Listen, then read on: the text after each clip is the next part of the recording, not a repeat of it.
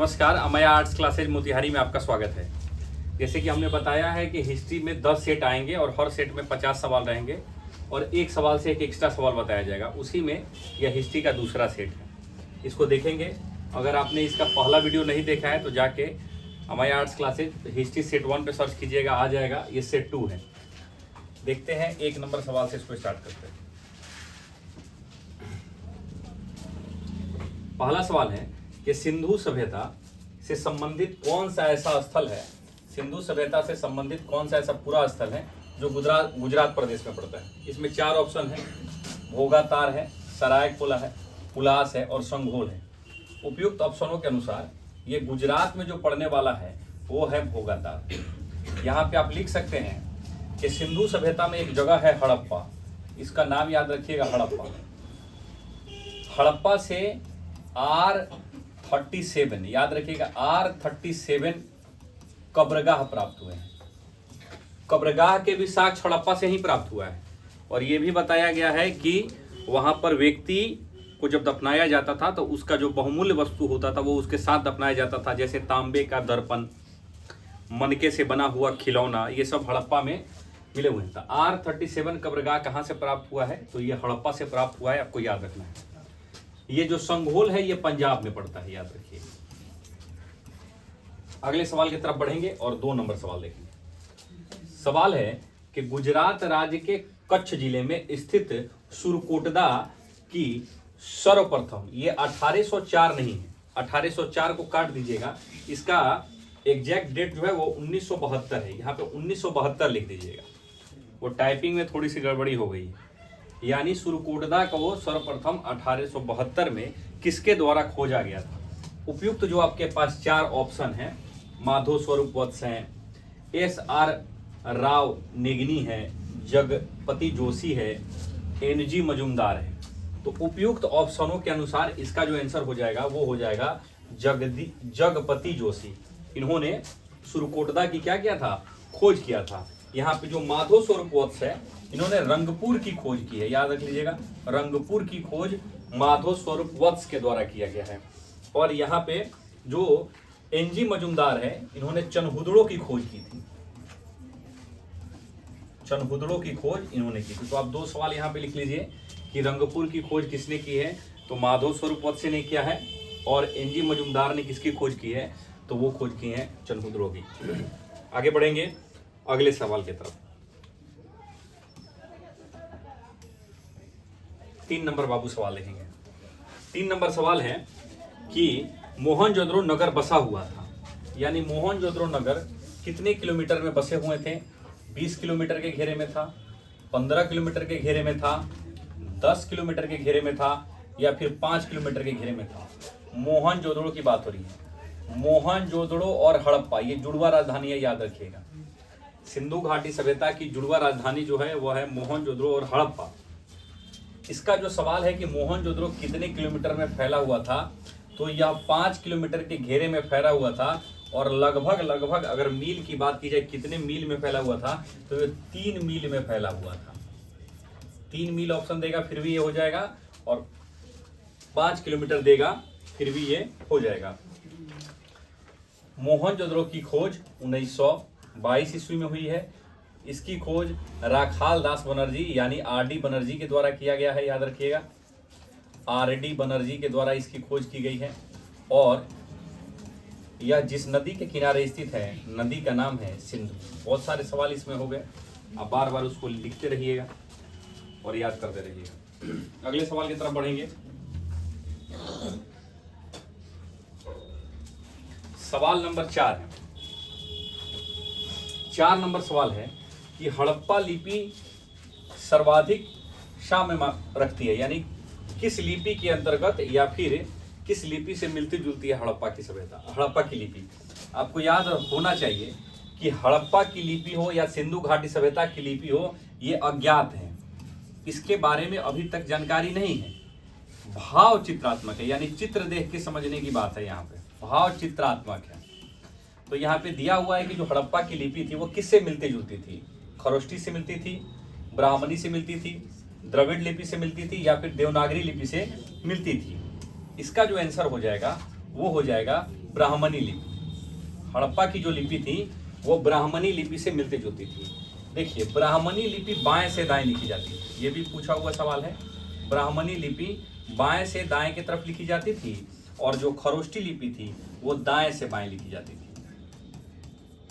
आप इसको नोट करेंगे कि कौन सी लिपि बाएं से दाएं लिखी जाती थी और कौन सी लिपि दाएं से बाएं लिखी जाती थी।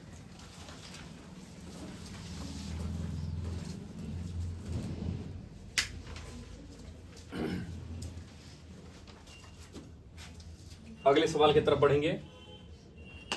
अगला सवाल है 5 नंबर। सवाल है कि निम्न में से कौन सा महाजनपद दक्कन में पड़ता है। यह अस्माल नहीं है, इसका अस्माल भी नाम है, इसका अस्मक भी नाम है, याद रख लीजिएगा। अस्मक लिखा है कौन सा महाजनपद दक्कन में स्थित है। तो दक्कन में जो ऑप्शन है आपके पास 4, वो अस्मक जो है या फिर असमल जो है, अस्माल जो है, ये भारत के दक्षिण प्रदेश में पड़ता है। याद रखिएगा एक और चीज, ये जो मत्स्य है ये विराटनगर की राजधानी है, विराटनगर लिखिएगा। और जो ये कौशल है ये श्रावस्ती की राजधानी है। श्रावस्ती की राजधानी कौशल है, मत्स्य की राजधानी विराटनगर है और अवंती की 2 है, उत्तरी और दक्षिणी, इसलिए उसको छोड़ दिया गया है। और इसका जो आंसर हो जाएगा वो हो जाएगा अस्माल। महाजनपदों की बात की जाए तो महाजनपदों की संख्या 16 और सबसे महाजनपद की बात की जाए तो मगध, और मगध की राजधानी राजगीर। आगे बढ़ेंगे, लिख लेंगे एक बार।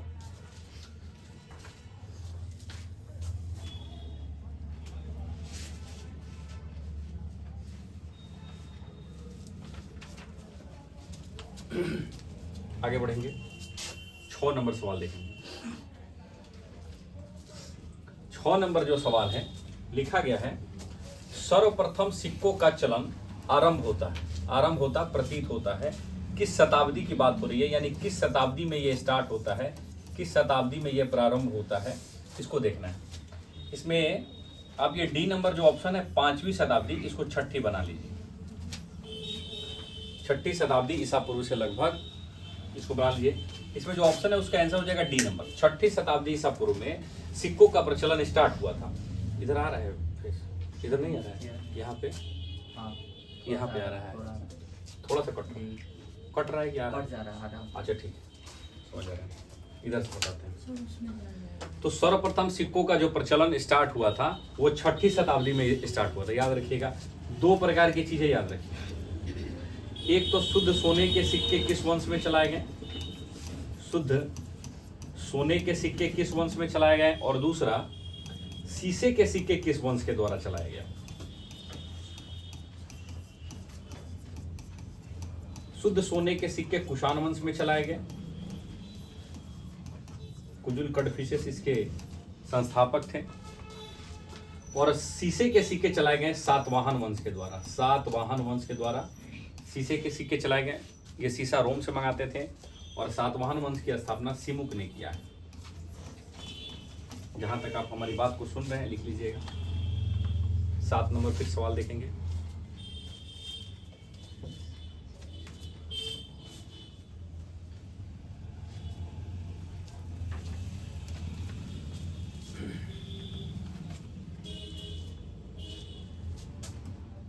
चलिए आगे बढ़ते हैं, 7 नंबर सवाल देखते हैं। 7 नंबर सवाल है कि गोत्र संस्था का प्रादुर्भाव कब हुआ। यानी शादी ब्याह जो होता था उसमें गोत्र का काम होता था, उसका प्रादुर्भाव कब हुआ। ऋग वैदिक काल में हुआ कि उत्तर वैदिक काल में हुआ कि बौद्ध काल में हुआ कि मौर्य काल में हुआ। तो इसका जो आंसर है गोत्र के अंदर विवाह, ये उत्तर वैदिक काल में हुआ है। 1000 BC से लेके 500 BC तक इसका समय काल था। 1000 BC से लेके 500 BC तक इसका समय काल था। और यहाँ से 2 सवाल आपको लिखना है कि किस वेद में जादू टोना की बात कही गई है और कौन सा वैसा वेद है जो गद और पद दोनों में है। जादू टोना की चर्चा अथर्ववेद में की गई है, अथर्ववेद में की गई है। और गद और पद वाला जो वेद है उस वेद को बोलते हैं यजुर्वेद। संगीत की चर्चा सामवेद में है, याद रखिएगा, संगीत की चर्चा सामवेद में है। ये सब आपके एग्जाम में पूछता है सवाल, इसको लिख लीजिएगा।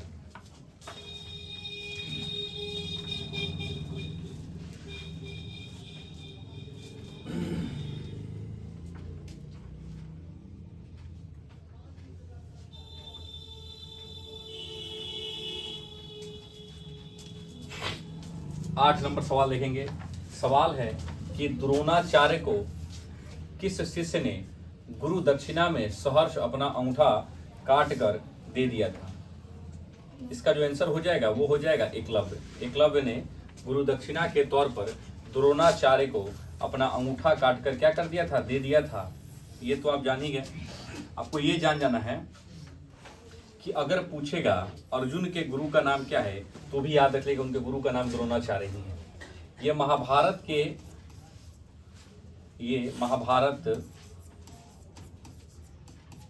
से संबंधित हैं। 2 सवाल। महाभारत का युद्ध कितने दिनों तक चला? 18 दिनों तक युद्ध चला। महाभारत की रचना किसने की है? महर्षि वेद व्यास के द्वारा किया गया है। इसमें आदि पर्व का उल्लेख है और यह जो महाभारत लिखा गया है संस्कृत भाषा में लिखा गया है। महाभारत का फारसी में अनुवाद रजनम्मा कहलाता है। जहां तक सुन रहे हैं वहां तक लिखिए। अगर अट रहा है तो ठीक है, नहीं तो अपने कोड में लिखिए। आप जैसा लिखिएगा आप खूब अच्छा से समझ पाइएगा। बातें तो सुन ही पा रहे हैं, आप पढ़े भी हुए हैं। और हमेशा घर पे आप कोई भी ऑब्जेक्टिव का सेट बनाइएगा, किसी भी किताब से बनाइएगा तो ऐसे ही सॉल्यूशन कीजिएगा। विश्वास मानिए, अगर ऐसा आप सॉल्यूशन करते हैं तो एग्जाम में क्वेश्चन गलत होने के बिल्कुल चांसेज नहीं है। जो आपको पता है वही ना लिखिएगा और अच्छा सा आपका रिवीजन भी हो जाएगा। और ये सिर्फ हिस्ट्री के लिए नहीं, हर विषय में काम करेगा। 9 नंबर सवाल देखते हैं। 9 नंबर सवाल क्या है? चीनी यात्री फाहियान लिखता है कि जब वे नगर अथवा बाजार आते थे तो उन्हें लकड़ी द्वारा ठक ठक करते हुए आना पड़ता था, जिससे लोग इसे देखने के दोष से बच जाएं। यह कथन किसके लिए कहा गया है? यह जो कथन कहा गया है ये शूद्रों के लिए कहा गया है। शूद्र से गलती अगर हो जाती थी तो उसका बचाव भी हो जाता था। फाहियान चंद्रगुप्त द्वितीय के राज दरबार में आए हैं, याद रख लीजिएगा। चंद्रगुप्त विक्रमादित्य या चंद्रगुप्त द्वितीय के राज दरबार में फाहियान आए हैं। फाहियान बौद्ध धर्म से संबंधित है। फाहियान बौद्ध धर्म से संबंधित है। चंद्रगुप्त द्वितीय किसके पुत्र थे? याद रखिएगा, समुद्रगुप्त के पुत्र थे। समुद्रगुप्त को भारत का नेपोलियन कहा जाता है। भारत का नेपोलियन कहा जाता है समुद्रगुप्त को। अगर बात सुन रहे हैं तो लिख लीजिएगा। आगे बढ़ेंगे और 10 नंबर सवाल की तरफ देखेंगे, तब तक आप नोट कीजिए।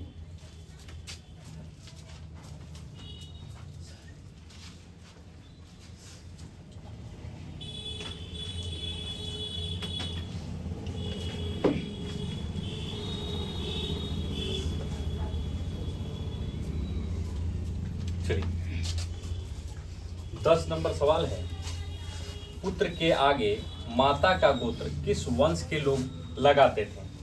तो ये सातवाहन वाले लगाते थे और सातवाहन वंश की स्थापना शिमुक के द्वारा किया गया है। सातवाहन वंश ने ही सर्वप्रथम शीशे के सिक्के चलाए हुए थे। आगे बढ़ेंगे अगले सवाल की तरफ। 11 नंबर सवाल देखेंगे। 11 नंबर सवाल देखेंगे। 11 नंबर सवाल है कि जैन धर्म के तीर्थकार ऋषभ देव का प्रतीक चिन्ह है। यानी ऋषभ देव का प्रतीक चिन्ह क्या है? तो ये प्रतीक चिन्ह है सांड। ऋषभ देव का प्रतीक चिन्ह है सांड। ये जैन धर्म के पहले तीर्थकार हैं। जैन धर्म के पहले तीर्थकार हैं ऋषभ देव। यहाँ पे जो सर्प है ये किसका है और हाथी है ये किसका है? याद रखिए, सर्प जो है वो सर्प है पार्श्वनाथ का। सर्प जो है वो पार्श्वनाथ तीर्थकार का क्या है? प्रतीक चिन्ह है। और हाथी जो है वो अजीतनाथ का प्रतीक चिन्ह है। तो दोनों को लिख लीजिएगा, डैश देखिए, दोनों को लिख लीजिएगा।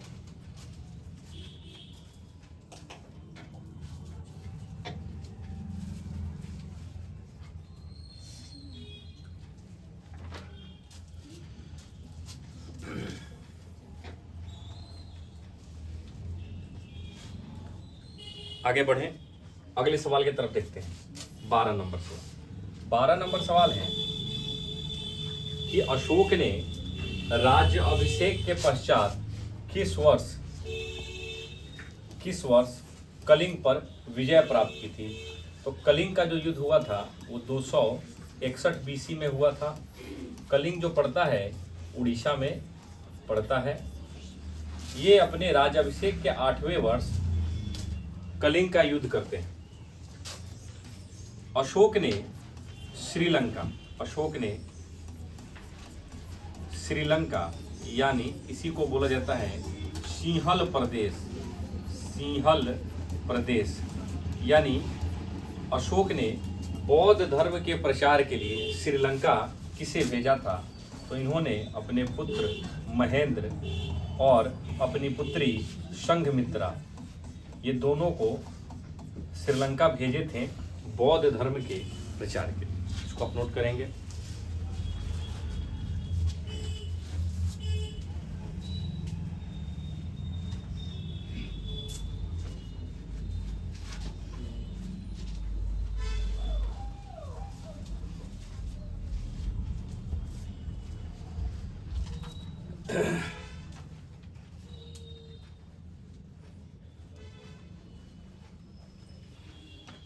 चलिए अगला सवाल देखेंगे। सवाल है 13 नंबर।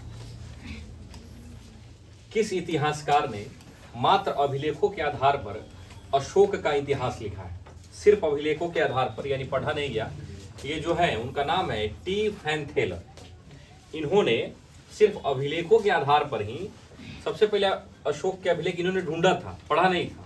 पढ़े थे जेम्स प्रिंसेप 1837 ईस्वी में इन्होंने पढ़ा था, और इन्होंने 1750 ईस्वी में ही अशोक का इतिहास लिख दिया था सिर्फ अभिलेखों के आधार पर ही। और याद रखिएगा जेम्स प्रिंसेप ने सर्वप्रथम अशोक के शिलालेख पढ़े 1837 ईस्वी में। किस तीर्थकार को यात्रियों का राजकुमार कहा जाता है? 14 नंबर सवाल है, किस तीर्थयात्री को यात्रियों का राजकुमार कहा जाता है? तो उनका नाम है ह्वेन-त्सांग, और ये हर्षवर्धन के शासनकाल में आए थे।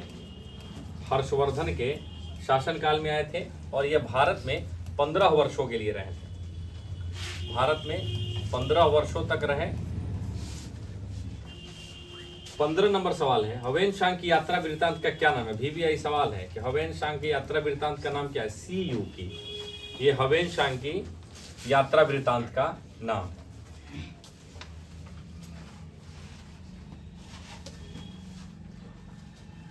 आगे बढ़ेंगे अगले सवाल की तरफ। 16 नंबर सवाल देखेंगे। मध्ययुगीन यात्रियों का सरताज किस यात्री को कहा जाता है, ये बताने हैं। तो वो मार्को पोलो को बोला जाता है, और यह इटली का निवासी था। मार्को पोलो जो थे वो इटली के निवासी थे। 17 नंबर सवाल देखिए और इसका आंसर दीजिए।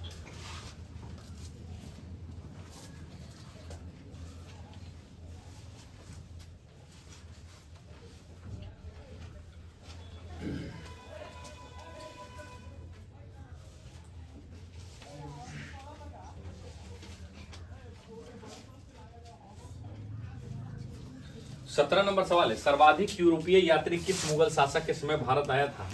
तो अकबर के समय सर्वाधिक जो है वो यूरोपीय यात्री भारत आए हुए थे, याद रखिएगा। 18 नंबर सवाल है, निम्न में से किस ग्रंथ को तमिल वेद की संज्ञा दी गई? तमिल वेद की संज्ञा, तो तमिल वेद की संज्ञा जो है वो नल चिरा दिव्य प्रबंधु, क्या नाम है इसका? नल चिरा दिव्य प्रबंधु। ये इसी ग्रंथ को तमिल का वेद कहा जाता है, और अलवार संतों के द्वारा इसकी रचना की गई है, और इसका अर्थ होता है 4000 पावन रचनाएं। इसका अर्थ होता है 4000 पावन रचनाएं, याद रखिए।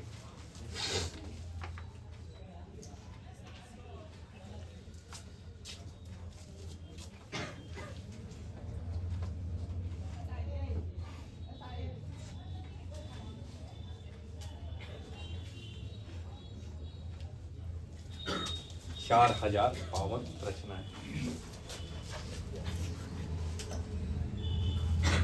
अगला सवाल पढ़िएगा और उसका आंसर दीजिएगा।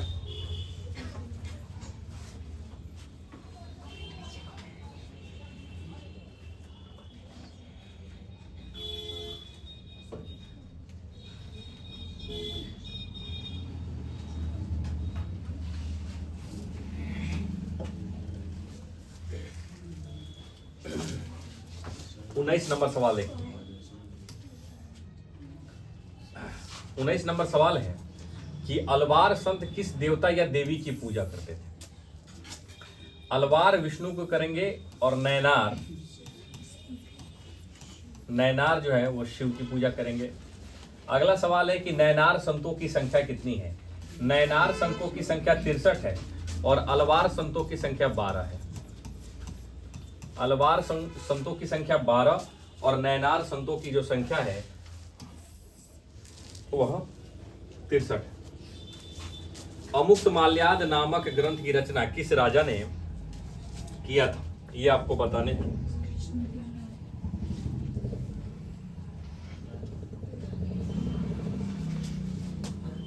अमुक्त माल्याद की रचना कृष्णदेव राय ने किया था।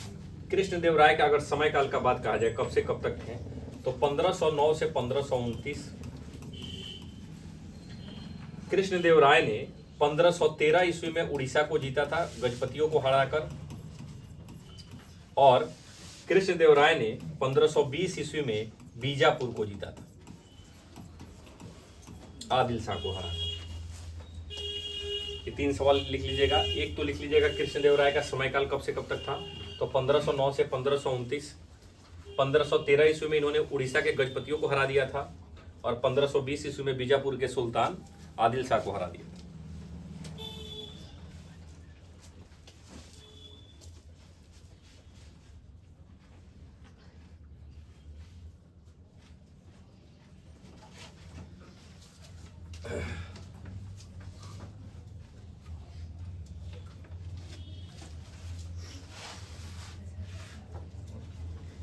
पंद्रह सौ 20 ईस्वी में बीजापुर के सुल्तान आदिल शाह को हरा दिए थे और 1513 ईस्वी में उड़ीसा के गजपतियों को हरा दिया।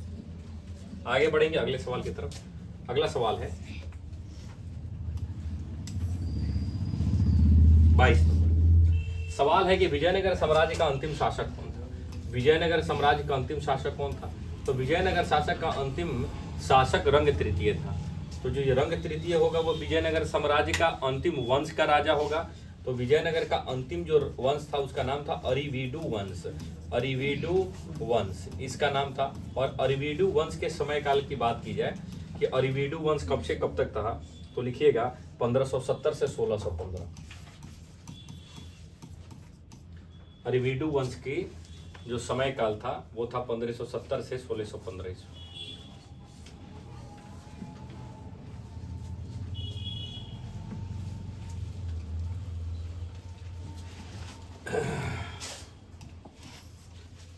तेईस नंबर राजा सैनिक एवं असैनिक अधिकारियों को उनकी सेवा के लिए भूमि प्रदान करता था, जिसे क्या कहा जाता था, उसे अमरम कहा जाता था। और यह जो टैक्स इसका जो टैक्स वसूलता था उस अधिकारी का नाम था अमरनायक।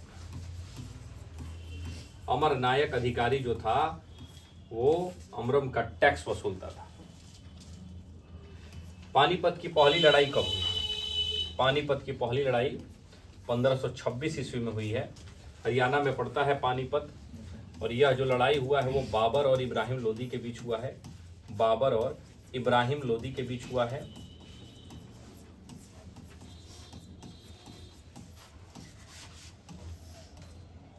इसी युद्ध में बाबर ने सबसे पहले युद्धों में तोप का इस्तेमाल किया हुआ। आगे बढ़ेंगे। पानीपत के युद्ध में बाबर ने किस रणकौशल का प्रदर्शन किया था, तो तुलगमा पद्धति का प्रयोग बाबर ने सर्वप्रथम पानीपत के पहले ही युद्ध में किया हुआ था। याद रखिएगा,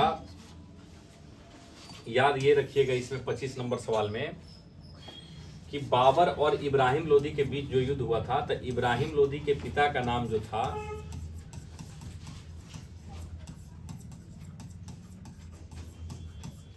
इब्राहिम लोदी के पिता का जो नाम था वो नाम था सिकंदर लोदी। और इसने आगरा शहर की स्थापना किया था। आगरा शहर की स्थापना सिकंदर लोदी ने किया था। सवाल है कि भारत में तुर्क अफगान शासक का अंत कब हुआ? 1526 ईस्वी। 1526 ईस्वी में इसका अंत हो गया।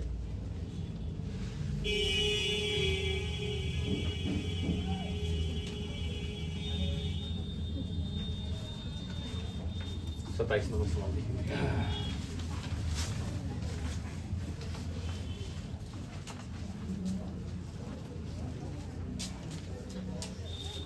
27 नंबर सवाल देखिए, मुगलकालीन भारत के इतिहास की जानकारी कहाँ से मिलती है? इसका जो आंसर हो जाएगा उपयुक्त सभी हो जाएगा। तीन चीज याद रखिएगा कि अकबर के द्वारा जो आईन ए अकबरी लिखा गया है, आईन ए अकबरी लिखा गया है, उसमें आईन ए अकबरी में 3 प्रकार के कर का निर्धारण किया गया है कि 3 प्रकार के टैक्स होंगे। भूमि को 4 प्रकार से बांटा गया है और कर को 3 प्रकार से बांटा गया। वो 3 प्रकार कौन कौन है उसके नाम लिख लीजिए। एक को बोला जाता है गल्ला या बख्शी, गल्ला या बख्शी। दूसरे को बोला जाएगा जब्ती प्रणाली और तीसरे को बोला जाएगा नस्क प्रणाली। 3 प्रकार से कर का निर्धारण था आईन अकबरी में और 4 प्रकार से भूमि का वर्गीकरण।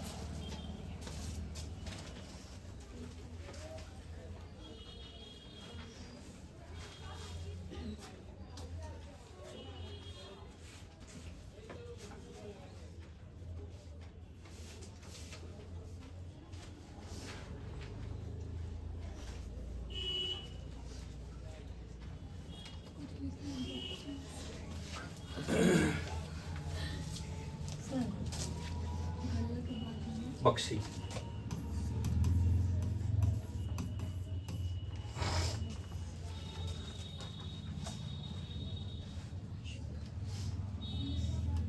अट्ठाईस नंबर सवाल देखते हैं। लिखा गया तुजू के बाबरी के लेखक कौन है? तो तुजू के बाबरी के लेखक बाबर है। गुलबदन बेगम ने हुमायूं नामा लिखा है। हुमायूं नामा इनके द्वारा लिखा गया है। तुजू के बाबरी या बाबरनामा बाबर की आत्मकथा है। कभी कभी ये भी पूछता है कि बाबर की आत्मकथा क्या है, तो वो तुजू के बाबरी। 29 नंबर सवाल है कि औरंगजेब ने सनातनी विद्रोह का दमन कब किया था? तो 1672 ईस्वी में सनातनी विद्रोह का ये दमन कर दिया था। ये सनातनी जो होते तो किसानों को डंडा से मार के कपार फाड़ा देते थे। तो फिर ये बात जब राजा को पता चला औरंगजेब को, तो पूरा समाप्त कर दिया था विद्रोह को पूरा। याद रखिएगा 2 चीज इसमें, राजा जयसिंह और शिवाजी के बीच, जयसिंह और शिवाजी के बीच पुरंदर की संधि हुई है। पुरंदर की संधि हुई है 1665 ईस्वी में। तो 1665 ईस्वी में पुरंदर की संधि हुई है राजा जयसिंह और शिवाजी के बीच में। यहीं शिवाजी गए थे औरंगजेब से मिलने, उनके दरबार में। औरंगजेब ने पकड़ के इनको जेल में डाल दिया था। फिर जो फूलों की गाड़ी आती थी, फूलों की गाड़ी, उसी में भाग गए थे शिवाजी, उसी में लदा उदा के। चलिए आगे बढ़ेंगे। 30 नंबर सवाल देखेंगे। 30 नंबर सवाल देखेंगे।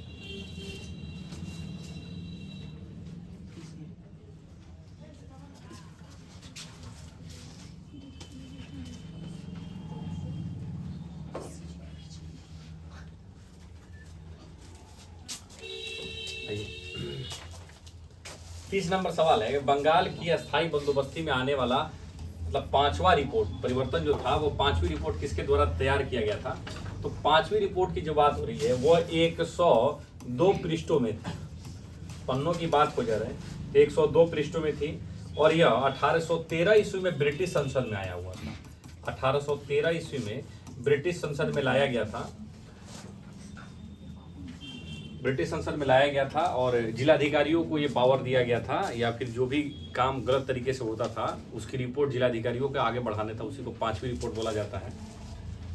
इसका जो आंसर हो जाएगा वो हो जाएगा सुलीवन। आगे बढ़ेंगे। राजमहल की पहाड़ियों के विषय में जानकारी किस अंग्रेज ने दिया था?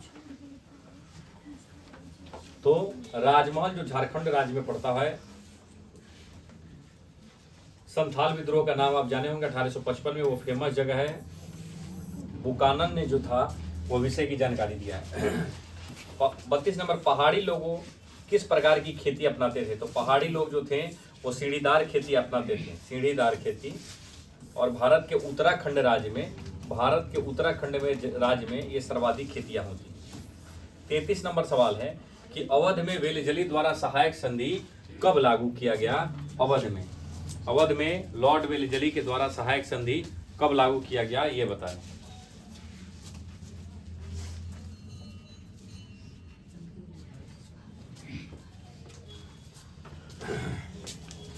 इसका जो आंसर हो जाएगा वो हो जाएगा 1801 हो जाएगा।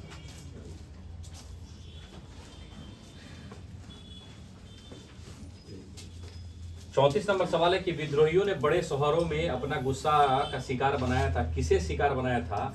तो साहूकारों तथा अमीरों को इन्होंने बनाया था। दो विद्रोह के नाम आप याद रख लीजिए, एक तो मुंडा विद्रोह और दूसरा संथाल विद्रोह, ये दोनों याद रखिएगा।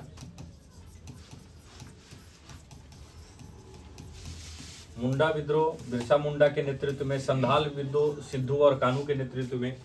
ये जो मुंडा विद्रोह हुआ 1899 में और ये संथाल विद्रोह जो है 1855 में। अगला सवाल है कि कानपुर में विद्रोहियों का नेतृत्व कौन कर रहे थे? तो कानपुर में विद्रोहियों का जो नेतृत्व कर रहे थे वो नाना साहेब कर रहे थे। कानपुर में विद्रोहियों का नेतृत्व नाना साहेब कर रहे थे। अगला सवाल है कि जमींदार कुंवर सिंह का संबंध किस राज्य में है? तो बिहार के बक्सर जिला में है। और वीर कुंवर सिंह की जो मृत्यु हुई है ये लिखना आपको इम्पोर्टेंट है, 26 अप्रैल 1858 ईस्वी।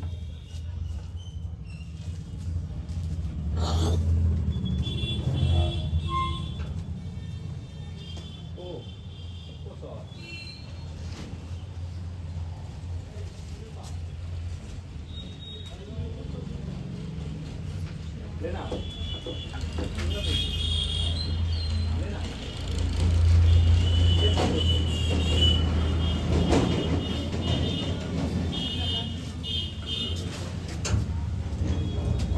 37 नंबर सवाल है कि पलासी में अंग्रेजों तथा बंगाल के नवाब के बीच युद्ध कब हुआ था? ये तो आप लोग जानते हैं कि पलासी का युद्ध 23 जून 1757 ईस्वी को हुआ है। 23 जून 1757 को पलासी का युद्ध हुआ है अंग्रेज और बंगाल के नवाब सिराजू दौला के बीच। सिराजू दौला के बीच जो हुआ है वो पलासी का लड़ाई हुआ है, युद्ध हुआ है। इसमें सिराजू दौला का जो सेनापति है इसका भी नाम पूछता है मीर जाफर। अगला सवाल है, अंग्रेज अपनी सुरक्षा जरूरतों को पूरा करते हुए एक विशेष क्षेत्र में रहता था, उसे सिविल लाइंस बोला जाता था। पुलिस लाइन जो आज में है वो उस समय सिविल लाइंस के नाम से जाना जाता है।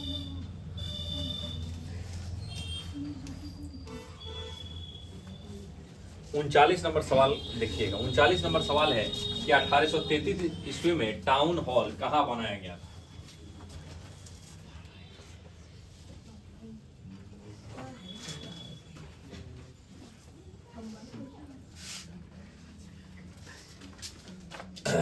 इसका आंसर हो जाएगा बंबई। सविनय अवज्ञा आंदोलन की शुरुआत कब हुई है? सविनय अवज्ञा आंदोलन की शुरुआत कब हुई है? सविनय अवज्ञा आंदोलन को दांडी आंदोलन या दांडी यात्रा के नाम से जाना जाता है। इसमें गांधी जी 78 अनुयायियों के साथ यात्रा किए थे, 241 मील और कितने दिन? तो 24 दिन पैदल चल के सविनय अवज्ञा आंदोलन या फिर दांडी यात्रा को पूरा किया था। याद कर लीजिएगा, इसको लिख लीजिएगा। गांधी जी किस घटना से दुखी होकर 1922 ईस्वी में असहयोग आंदोलन को वापस ले लिए? वो घटना थी चौरा चौरी घटना। चौरा चौरी की घटना 5 फरवरी 1922 ईस्वी को हुई थी और 7 दिन के बाद गांधी जी को ये पता चलता है, तो 12 फरवरी 1922 ईस्वी को गांधी जी असहयोग आंदोलन वापस कर लेते हैं।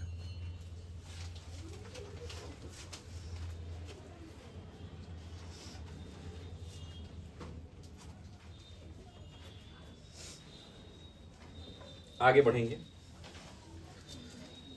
42 नंबर सवाल देखेंगे। 42 नंबर, चौरी चौरा की घटना संबंधित है। चौरी चौरा की घटना किससे संबंधित है? यह जो संबंधित है वो सविनय अवज्ञा आंदोलन से संबंधित है, या असहयोग आंदोलन से संबंधित है, या खिलाफत आंदोलन से संबंधित है। आपको बताना है कि चौरी चौरा की घटना किससे संबंधित है।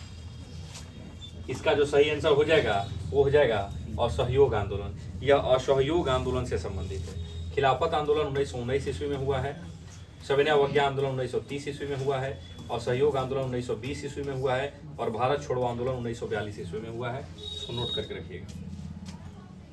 चलिए, कई बार हो चुका है सब सवाल। 43 नंबर सवाल है कि सविनय अवज्ञा आंदोलन कब हुआ है। अभी बताए हैं कि सविनय अवज्ञा आंदोलन 1930 ईस्वी में हुआ। कांग्रेस और मुस्लिम लीग के बीच लखनऊ समझौता जो हुआ है वो दिसंबर 1916 में हुआ है और अंबिका चरण मजूमदार इसके अध्यक्ष थे। अंबिका चरण मजूमदार इसके अध्यक्ष। शुद्धि आंदोलन कब चलाया गया है, या फिर शुद्धि आंदोलन जिस संस्था या संगठन ने चलाया था वो संस्था या संगठन आर्य समाज था और आर्य समाज का गठन 1875 ईस्वी में हुआ है।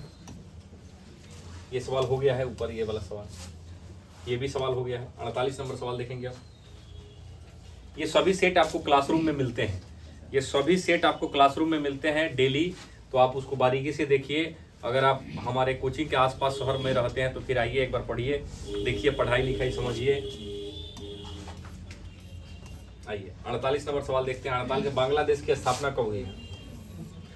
बांग्लादेश की स्थापना 1971 ईस्वी में हुई है और बांग्लादेश को पहले पूर्वी पाकिस्तान के नाम से जाना जाता था। पूर्वी पाकिस्तान के नाम से पहले बांग्लादेश को जाना। संपत्ति का अधिकार क्या है। संपत्ति का अधिकार पहले कानूनी अधिकार था। 44वें संविधान संशोधन